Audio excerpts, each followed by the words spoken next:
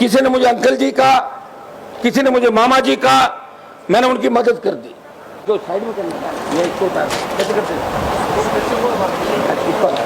पात्र नेता है वो 15,000 12,000 वोट पार नहीं करेगा, तो कितना ही बड़ा नेता है उसका इलाज मैं कर दूंगा। जो 150 किलोमीटर की मेरी रेंज है।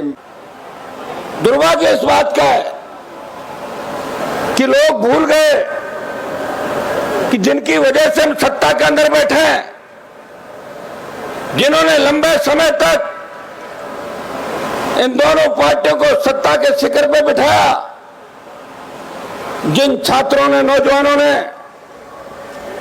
इस प्रदेश के अंदर सैकड़ों नेता दिए। आज राजस्थान विद्यालय छात्र संघ अध्यक्षों की बात करें तो 50 से ज्यादा नेता राजस्थान के अंदर कांग्रेस और भारतीय जनता पार्टी के शिखर के पदों पर बैठे। बात देश के छात्र संघों की करें तो चाहे बिहार के मुख्यमंत्री रहे और चाहे प्रदेश में 15 से ज्यादा, देश के 15 से ज्यादा राज्यों में मुख्यमंत्री रहे, वो छात्र संघों के माध्यम से वहां पे पहुंचे, बेबाकी से अपनी बात करी। और जनता दल के समय और पूर्ववर्ती कांग्रेस भारतीय जनता पार्टी के शासन में ऐसे 50 नेता है जो केंद्र में मंत्री रहे, लेकिन उनका संघर्ष का इतिहास कॉलेज विश्वविद्यालय की राजनीति से हुआ था। आज दुर्भाग्य इस बात का है, जब हमारे बच्चों को आवश्यकता पड़ी तो नौजवान के आंसू पोंछ रहे, छात्रों के आंसू पोंछ रहे, कोई भी आपके बीच नहीं आया। मेरी जो राष्ट्रीय लोकतांत्रिक पार्टी है, ये जय जवान जय किसान के नारे के साथ बनी थी। पिछले 5 साल से आप लोग कह रहे थे कि हमारा छात्र संगठन नहीं है, और मैं आपको ये कहता था, जो राजस्थान के अंदर इलेक्शन लड़ रहा है, चाहे वो NSUI का है, चाहे निर्दलीय है, चाहे SFI का है, चाहे ABP का है, चाहे हमारी आदिवासी पार्टी का है, वो सारे हनुमान बेनीवाल के छोटे भाई है। इसलिए मैंने संगठन राजस्थान के अंदर नहीं बनाया। मैं नहीं चाहता था कि मेरा संगठन और बीच में आए। हम चाहते थे किसी भी माध्यम से आप अगर आगे आ जाओ तो आगे मैं खड़ा हूं और हाथ पकड़ के आपको विधानसभा और लोकसभा के पास खींच लूंगा। लेकिन जिस तरह मुझे उठा के वहां मंच तक लाए और मंच से हाथ पकड़ के बच्चे लाए, तो उसको मंच पे नहीं आना पड़ा जो मुझे उठा के यहां तक लाया था। हनुमान बेनीवाल आज राजस्थान के अंदर उस मुकाम पे, जिस मुकाम पे प्रदेश के बहुत से कम नेताओं ने मुकाम हासिल किया। लंबा संघर्ष का इतिहास है। कोई बात पकड़ लेता हूं, उसको बीच में नहीं छोड़ता, और ठान लेता हूं, उसको पूरा करके ही मानता हूं। समय लग सकता है, मैं आपको विश्वास दिलाता हूं, आने वाला समय आपका है। आज की जो संख्या है वो कम नहीं है, हजारों हजार की तादाद के अंदर है। और सबसे बड़ी बात इस संख्या में आप देखो, हमने एक भी गाड़ी नहीं गई राजस्थान के अंदर। कांग्रेस बीजेपी की जब रैलियां होती है, डीलक्स बस, उसके अंदर नाश्ता, खाने के अलग पैकेट, जूस, क्या क्या लाया जाता है। सारे MLA की ड्यूटी लगती है, सारे DTO RTO लगते हैं बसें लगाने के लिए, और वो रैलियां कांग्रेस भारतीय जनता पार्टी करती है। ये तो छात्रों की रैली है, नौजवानों की रैली है, बेरोजगारों की रैली है। और अपने आप उठे हो आप लोग, अपने आप उठ के जो ताकत आपने बढ़ाई। हाँ, एक बात है, आप एक जगह बैठते नहीं। मैं जब आया था उसे 1 घंटे पहले देखा तो कुर्सियां तो भरी हुई थी, बाहर तक मैदान और सड़क भरी हुई थी। जैसे ही मैं आया, थोड़ी बरसात हुई, इधर उधर सड़क लिए, कोई पेड़ के नीचे चला गया, कोई गाड़ी के पीछे बैठ गया, कोई इधर पीछे बैठ रहा है। ये दिक्कत है। जिस दिन आप एक जगह बैठना सीख लोगे, जिस दिन आप अपने लक्ष्य को प्राप्त करने के लिए एक ही चीज का ध्यान रखोगे, तो लक्ष्य की प्राप्ति आपको होगी। मैं देख रहा था कि हमारे बच्चे मीडिया वालों से उलझ रहे थे।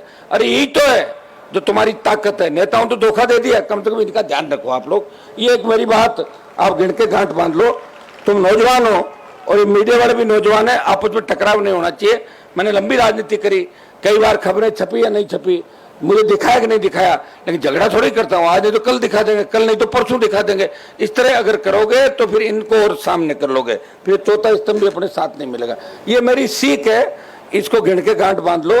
और इनके बिना अपन अधूरे हैं। हाँ, ये सोशल मीडिया जरूर है हमारे पास, लेकिन इलेक्ट्रॉनिक मीडिया, प्रिंट मीडिया के भाई जो मैं देख रहा था यूक्रेन के अंदर किस तरह यूक्रेन पर रशिया ने अटैक किया, और यूक्रेन में भारतीय मीडिया वहां पहुंचा हुआ था।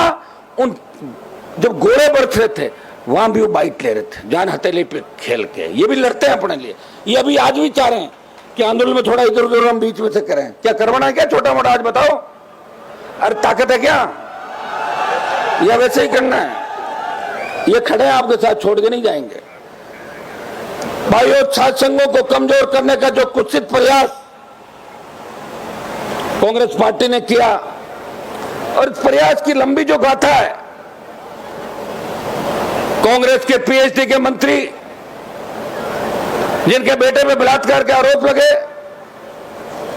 ईडी की एंट्री हुई, जल जीवन मिशन के अंदर कई अभियंता जेल के पीछे चले गए, और कईयों की बारी आने वाली ईडी जा रही है। उनकी ड्यूटी लगाई अशोक गहलोत ने। क्या बीजेपी से बात करो? अगर चुनाव हुए, जिस तरह पिछली मर्तबा राजस्थान विश्वविद्यालय सहित तमाम बड़े विश्वविद्यालयों में विद्यार्थी परिषद और एनएसयूआई चुनाव हार गई थी, और बड़ी किरकिरी हुई थी सरकार की। ये मीडिया के अंदर बात आई कि दोनों प्रमुख दल हारे और निर्दलीयों ने और तीसरे मोर्चे ने बाजी मारी। चुनाव का समय सितंबर के अंदर, अगस्त के अंदर ये बात अगर आ जाती है कि तीसरों ने बाजी मारी, तो तीसरा है कौन यहाँ पे राजस्थान में, बताओ मुझे? जो तीसरा है वो आप सभी, तो जो तीसरा है वो झंडा है, जो आपको ये झंडा दिया है।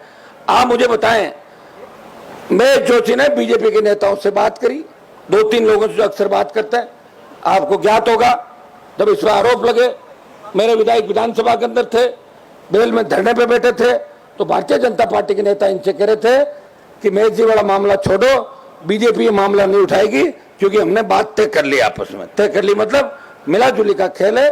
महेश जोशी के साथ भारतीय जनता पार्टी के कई दर्जन नेताओं के और विधायकों के आपस में काम है, जेजेएम के, वो दिल्ली वाले मंत्री के साथ भी है। तो ये सारी कहानी आपको पता होनी चाहिए, इन छोटे भाइयों को पता होनी चाहिए कि ये कहानी है। उसने बात करी, गहलोत छाछ मिलाया और छात्र संघ चुनाव पर रोक लगा दी। छात्र संघ चुनाव तो आप रोक लोगे, लेकिन ये नौजवान जो इस बार इस चुनाव में जो 4 अक्टूबर को अंतिम मतदाता सूची प्रकाशित होगी, वो 60 लाख से लेके 80 लाख तक नया वोट राजस्थान के अंदर जुड़ेगा। अगर ये वोट दोनों पार्टियों को नहीं डाल के इस नए राजस्थान के निर्माण में, व्यवस्था परिवर्तन के निर्माण के अंदर, बेमुक्त भ्रष्टाचार मुक्त राजस्थान, जिस तरह पेपर लीक की घटनाएं और इस प्रदेश के अंदर, जिस तरह हमारी बहनें बच्चे दरिंदगी का शिकार हो रहे हैं, जिस तरह अपराधी सरेआम चाहे जिसकी सुपारी ले देते हैं, नेताओं की अधिकारियों की सुपारी ले लेते हैं, वो नया मतदाता इस बार चाहेगा कि ऐसा राजस्थान बने जाने पेपर लीक हो, ना कोई बलात्कार हो, हमारी बहन बेटियां रात को 12 बजे सड़क पर निकले, उनको ऐसा महसूस हो कि वो घर के आंगन के अंदर घूम रही है। ऐसा राजस्थान पहला मतदाता चाहेगा। और भाइयों, अगर उसने वोट डाल दिया, और 18 का जो वोट है वो कोई बहुत बड़ा वोट कांग्रेस बीजेपी को नहीं मिला था। 1,39,00,000 पे कांग्रेस पार्टी थी और 1,36 पे बीजेपी थी। 80 लाख वोट हम सबको मिले थे। मेरी पार्टी नहीं थी, मेरे पास लोग आए, किसी ने मुझे अंकल जी कहा, किसी ने मुझे मामा जी कहा, मैंने उनकी मदद कर दी। और वो आज अगर विधानसभा के अंदर चले गए, मंत्री बन गए, उनका दिमाग इतना खराब हो गया, तो पहले उन नेताओं से पूछ ले जिनको मैंने बनवाया और उनका दिमाग खराब हुआ, तो परमानेंट दिमाग खराब हो गया, वापिस लोकसभा और विधानसभा का रास्ता नहीं देखा था। एक बार मेरा इतिहास भी ढंग से लोगों को पढ़ लेना चाहिए कि हनुमान जी का इतिहास क्या है। चुनाव नहीं होंगे, इसका परिणाम क्या होगा? रैगिंग बढ़ेगी राजस्थान के अंदर, कॉलेज विश्वविद्यालयों के अंदर। कौन पुकार सुनेगा? जब बच्चा कोई फॉर्म भरने के लिए जाएगा, उसकी अंतिम तारीख निकल जाएगी। जब कॉलेज का कर्मचारी, यूनिवर्सिटी का कर्मचारी उसका फॉर्म जमा नहीं करेगा, एग्जाम की तारीख बढ़ानी हो, फीस भरने की तारीख बढ़ानी हो, एग्जाम की तिथि बढ़ानी हो, कौन पुकार छोड़ेगा? इसलिए छात्र संघों की आवश्यकता है। ये दुष्परिणाम आप भुगतने के लिए तैयार रहो। पेपर लीक की घटनाएं जो राजस्थान के अंदर हो रही है, आप देखिए, वसुंधरा गहलोत के 11 से 22 के बीच लगभग 26 पेपर लीक हुए दोनों के अंदर, जिसमें 25-30 लाख युवा प्रभावित हुए। आपने सारे अलग अलग पेपर कराए, माध्यमिक शिक्षा बोर्ड, कर्मचारी चयन आयोग ने एग्जाम कराया, और आरपीएससी जो भ्रष्टाचार का सबसे बड़ा अड्डा बन गया वसुंधरा के समय, आरपीएससी का चेयरमैन अपनी बेटी के नंबर वगैरह था खुद ही ले जाके मुंबई के अंदर कॉपियां ले गया, गिरफ्तार हुआ, जेल गया, और मामला भी हनुमान बेनीवाल ने राजस्थान की विधानसभा के अंदर उठाया था। लेकिन आज दुर्भाग्य देखिए कि हर पेपर आउट हो रहा है। एग्जाम होता है और फोन आने शुरू हो जाते हैं कि एमपी साहब पेपर बाहर आ गया। अब तो चिंता ये होने लगी कि लोग कह रहे हैं कि एग्जाम कराओ मत, सरकार बदल रही है, एग्जाम कराओ नहीं तो पेपर लीक हो जाएंगे। अभी सब इंस्पेक्टर का देखा था मैंने पेपर, कोई बता रहे कि एक ही गांव के अंदर कितने लड़के सेलेक्ट हो गए। ऐसा कोई हो सकता है क्या? उस गांव के पानी और मिट्टी के अंदर कोई विशेष वो है क्या जो एक ही जगह कितने बच्चे हो सकते हैं? पेपर आउट, कौन जांच कराएगा? अब सरकार को ये पड़ी जितनी भर्तियां करा दी चाहिए फर्जी कैसी भी तरीके के, फटाफट इनको ज्वाइनिंग दे दो ताकि हमें बोर्ड दिला देंगे। वो फर्जी भी अंदर घुस जाएंगे और अंदर घुस के सिस्टम को खोखला करने का काम करेंगे। जिसकी शुरुआत फर्जीवाड़े से हुई वो कभी अच्छा काम नहीं कर सकता। बेरोजगारी का आलम क्या राजस्थान के अंदर, आप बताएं। लोकसभा के अंदर आप रोज देखते हो, मैं आपके लिए बोलता हूं, ये राजस्थान में 23 में बेरोजगारी दर 26.35%। हरियाणा के बाद देश में सबसे ज्यादा नौजवान अगर बेरोजगार है वो राजस्थान के अंदर है। भाइयों, आपको याद होगा जब अग्निपथ योजना मोदी की सरकार लेके आई, सेना को ठेके में दिया, सेना भर्ती रद्द की, तब देश का कोई सांसद अगर झंडे के साथ आपके बीच आंदोलन करने आया, लोकसभा के अंदर पुरजोर तरीके से मामले को उठाया और जोधपुर में 2 लाख जवानों की रैली करके प्रधानमंत्री को चेतावनी दी, प्रधानमंत्री जी अग्निपथ वापस लो, सेना के सम्मान के साथ कोई समझौता नहीं होगा। हम उस कौम से आते हैं जिस कौम का इतिहास इस 62, 65, 71 और कारगिल की लड़ाई के अंदर खून से लिखा हुआ है, जिस कौम के लिए अमेरिका के अखबार छापते हैं कि 20,000 फीट ऊंची पहाड़ियों पे अगर 20 किलो 50 किलो गोला बारूद और AK-47 लेके दुर्गम पहाड़ियों पे दुश्मन को मारता है, वो जाट रेजिमेंट का जवान है, वो सिख रेजिमेंट का जवान है, वो गोरखा मद्रासी रेजिमेंट है। ये हमारी इन रेजिमेंटों को आप खत्म मत करो। आप दोनों ने तय कर लिया नंबर 1 नंबर 2 ने देश के अंदर कि हम दूसरे की तारीफ ही नहीं सुनना चाहते, किसी जाति की तारीफ नहीं सुनना चाहते। इसलिए कृषि बिल लेके आए, 3 कृषि बिल आए, मंत्रियों से प्रचार कराया, सांसदों से बयान दिलाए कि जो आंदोलन कर रहे हैं वो आतंकी है, इनको फाइनेंस आतंकी कर रहे हैं। लेकिन भाइयों, इस राजस्थान की धरती से उत्तरी भारत से अगर कोई व्यक्ति सत्ता छोड़ के 70 दिन शाहजहांपुर बॉर्डर को जाम करके कोई बैठा और पड़ोसी हुई थाली को ठोकर मारी, वो नागौर का सांसद था, आपका भाई था, जिसने मोदी को चुनौती दी और मोदी को झुकाया। मैं अग्निपथ के मामले के अंदर आपको विश्वास दिलाता हूं कि प्रधानमंत्री को झुकाएंगे। और केंद्र के ये जो रैली है, ये बेरोजगारों को रोजगार दिलाने की बात है। ये केंद्र के जितने पद खाली है वो भी भरे, और स्टेट गवर्नमेंट के 4 लाख से ज्यादा पद खाली है, स्टेट की सरकार उन 4 लाख खाली पदों को भी भरे। ये मांग करने आज यहाँ का छात्र नौजवान अपनी बात करने आपके बीच आया है। घोषणा पत्र के अंदर कांग्रेस पार्टी ने बेरोजगारी भत्ते की बात करी थी कि हम अगर सत्ता के अंदर आए बेरोजगारी भत्ता देंगे।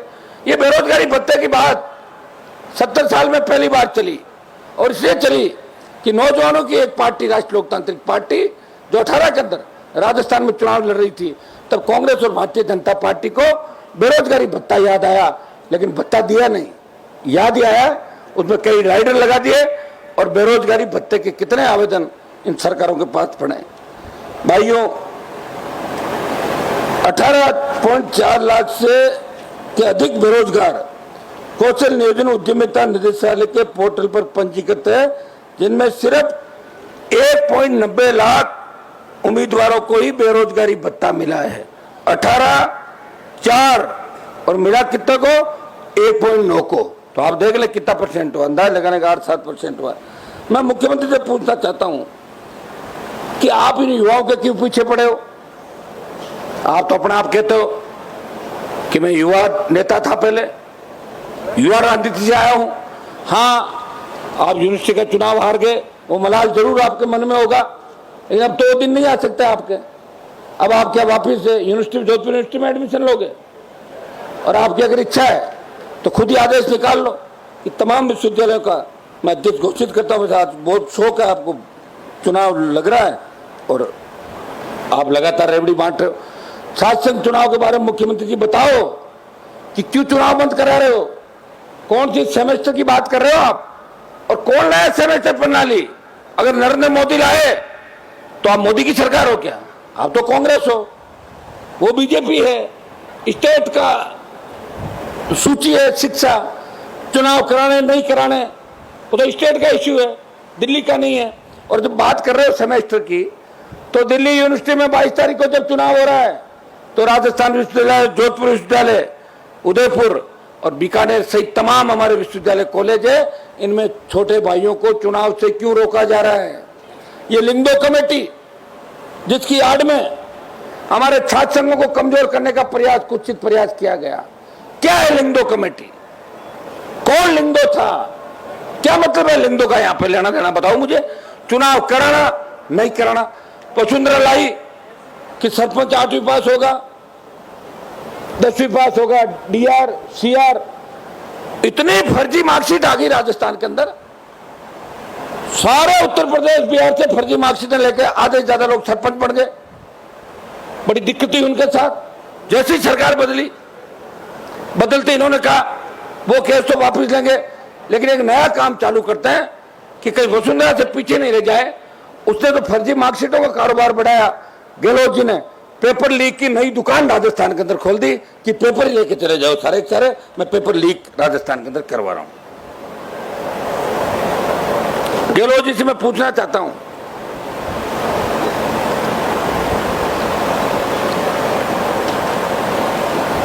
क्या ये एनएसयूआई संगठन जो आपकी पार्टी का संगठन है, यहां के 90% बच्चे इस संगठन में जो पदाधिकारी चुनाव चाहते हैं, हाँ 1-2 लड़के को बुलाकर आपने कह दिया कि तू विधायक का टिकट ले ले, तुझे क्या मतलब है पंचायती के अंदर? वो बेचारा भाग रहा है, लेकिन भाग के जाएगा कहाँ? मैं खड़ा हूं ना, चिंता क्यों कर रहे हो आप? चुनाव जीतेगा नहीं, कोई भी हो चाहे।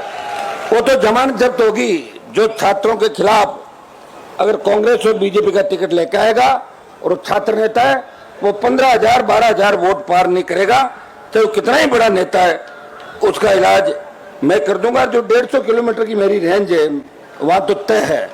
तो मिसाइल बल्लभनगर तक चली गई, हमारी बल्लभनगर चली गई, कोटपुरली से कसाने गए थे हमारे रामस्वरूप जी। पिछली बार 30,000 वोट राष्ट्रीय लोकतांत्रिक पार्टी को कसाने जी कैंडिडेट से मिले। और जब हमने किसान बिल के मामले में बॉर्डर जाम किया था तो शुरुआत कसाना जी ने